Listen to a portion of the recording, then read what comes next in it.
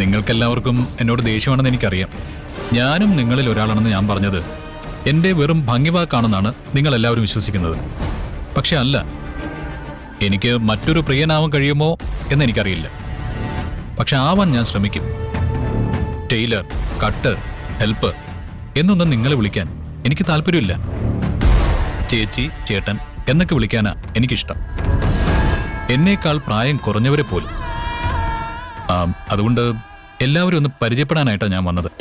പേര് പറഞ്ഞ് പരിചയപ്പെടുത്തണം. എന്താ ചേച്ചിയുടെ പേര്? ജയന്തി. ജയന്തി.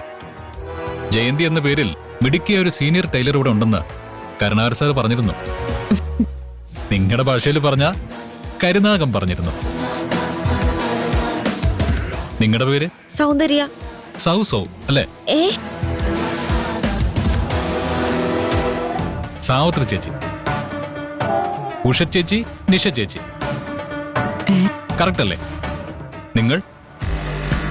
പാർവതി. ചട്ടമ്പി പാറു അല്ലേ? അല്ല, അത് സാറിനെങ്ങനെ അറിയാം?